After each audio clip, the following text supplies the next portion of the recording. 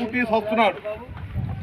అయితే ఏమిటి అనుకున్నంటే మన యొక్క పూర్వజన సుకృతి విశేషం చేత మరి గురువు దగ్గరికి మనం చేరి పూర్ణ గురువు దగ్గరికి ఈ నేనంటే ఏమిటో మనం తెలుసుకున్నాం కాబట్టి ఆ నేనే యొక్క అహంకారం అనేటువంటిది మనం రైతం చేసుకున్నటువంటి యొక్క స్థితి మనకు గురువు గారు కల్పించారు. కాబట్టి అలాంటి ఒక స్థితి మరి ఈ యొక్క చంద్రమ్మ పొందింది. కాబట్టి మరి ఆ స్థితి పొందినటువంటి చంద్రమ్మ అది ఎప్పటికీ కూడా అమృత స్వరూపురాలై కూడా ఉంటుంది.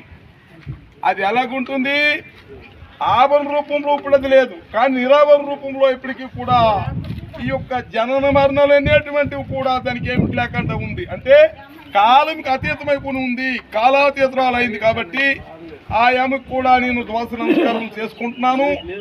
ఆ కార్యం చేసినటువంటి ఆమె కుమారులు తన తాలూకా ఉండవలసిన కోడళ్ళు అందరూ కూడా ఇంత మహత్తరమైనటువంటి కార్యం కూడా చేశారు. కాబట్టి ఆ అమ్మ మాకు పరిచయం తక్కువైనప్పటికైనా కూడా ఆ అమ్మ ఎంత యొక్క గురుభక్తి విశేషత కలిగి ఉంటుందో మరి మేము ఇంత దూరం నుండి వచ్చినందుకు మేము ఊహించుకుంటున్నాము.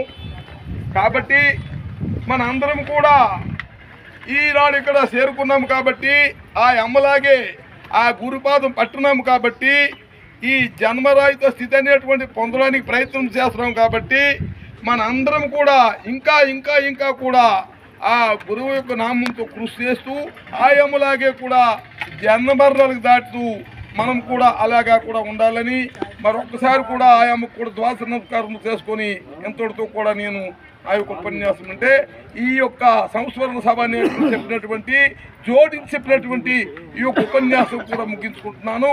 జై బోలో సత్య మహారాజుకు.